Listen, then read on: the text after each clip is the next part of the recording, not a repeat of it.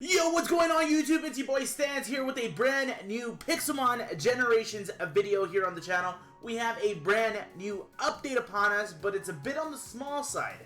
However, if you are into competitive Pokemon, or I guess I should say competitive Pixelmon, then this is the update for you. So in today's video, we'll be going over the few additions we got to the Pixelmon Generations mod pack in the latest update.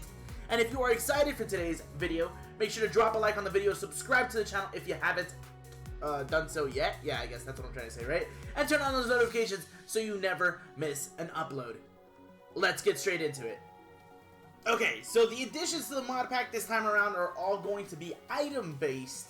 So the first set of items we'll be taking a look at will be the seed items and an extra item on the side. The reason why is because all these items that you guys see at this point do certain things based on terrain. So the first four that we'll be taking a look at will be the Electric, Misty, Psychic, and Grassy seeds. So these four seeds get boosted based on the specific terrain they are used in. So for example, the Electric seed boosts defense in electric terrain, Misty boosts special defense in misty terrain, Psychic boosts special defense in Psychic, and Grassy boosts defense in grassy terrain. This is very, very useful in competitive Pokemon, especially with the use of things like Hawlucha and a combination of something like Tapu Koko, who on entry of the field sets the electric terrain. So you can take advantage of using Hawlucha. Actually, you can use Hawlucha with really any of the, well, you can use any Pokemon, really, as long as they have a seed. And you use it in combination with any of the Tapus, because when they enter the field, they, of course, set up terrain. The final item that we're going to be taking a look at here is going to be the Terrain Extender, which is a held item, and it does exactly what it's named after. So it lengthens the duration of moves and abilities that alter terrain. So it depends on how long terrain lasts. I think it normally lasts, what, 5 turns, right? I would assume this works very similar to like the Light Clay, where it extends things out to about 8 turns. That's just an assumption. I don't actually know. And as for the seeds themselves, they are consumable, so think of them like a focus sash. So once it's used, it's used. All these items are going to be included in the Poke Drop loot system. So I believe the random loots that you find in the wild can potentially hold these seeds, and I believe loots that Mega Pokemon, like that Mega Pidgeot that's flying right above, should be able to drop that as well. So that's pretty cool. But that's going to be the first set, you know, this is what I'm talking about when it comes to to competitive Pokemon.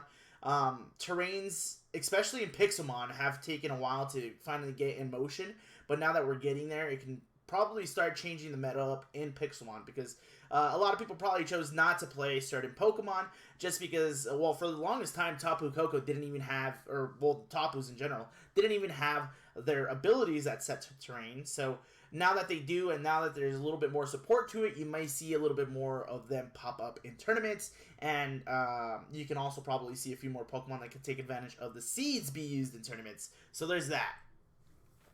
So the final set of items that we'll be taking a look at today are items introduced in the franchise in the latest games, Pokemon Sword and Shield. So these items, I'm pretty sure if you guys have seen these items before, you guys know what they are just by looking at them, but these are the mint items. So what these do, it includes mints for pretty much all natures.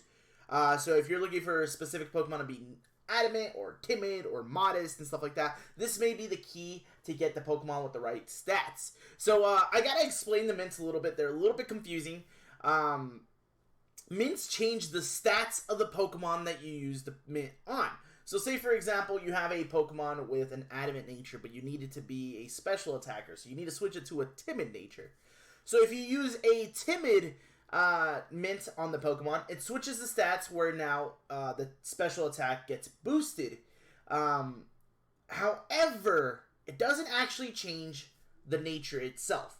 It changes the stats, so you have the stats of what the mint you use would be. So in this case, in this scenario, you would have the timid nature stats. However, it's not classified as a timid Pokemon. It'll still remain an adamant Pokemon. It'll remain it'll remain the nature of the Pokemon, what it was originally. So after you use the mint, the nature of your Pokemon will still appear as the old nature, as it should be.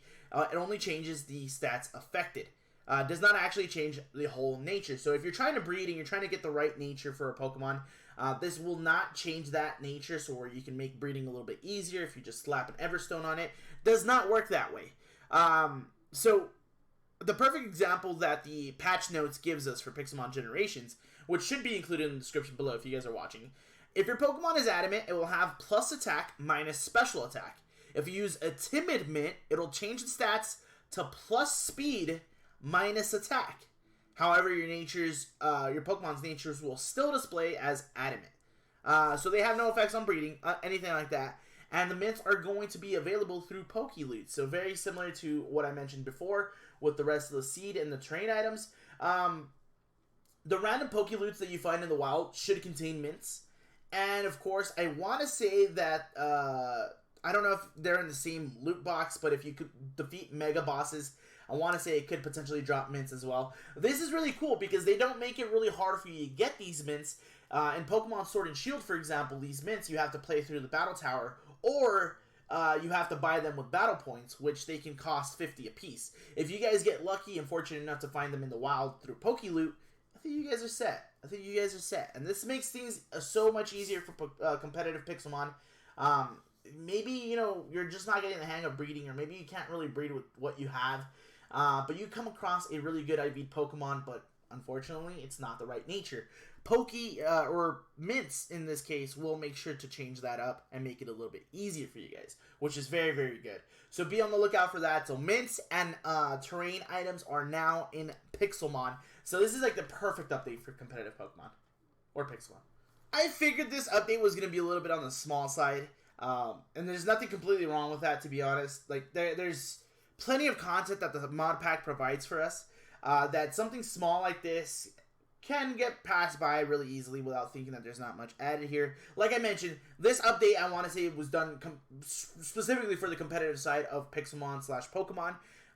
There's a lot more things that people can use now, and of course, mints make things a little bit easier for your Pokemon building, competitive building. So there's that as well. I think this is really cool. Nice, simple update. Of course, a few fixes are here that are brought into this update. Those, of course, will be available in the patch notes, which I again mentioned will be in the description below. I hope so.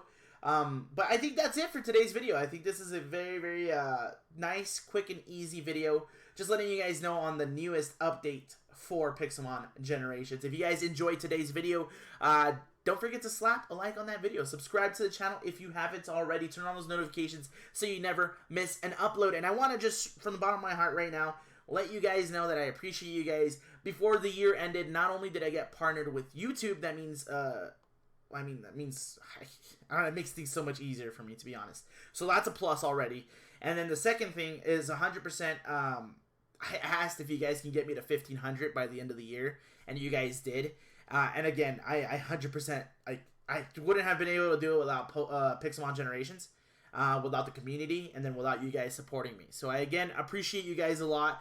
Expect to see a lot more content coming in 2020. Maybe we might even drop our server. I don't know. But hey, be on the lookout for that, guys. With all that out of the way, I'll see you guys later. Peace!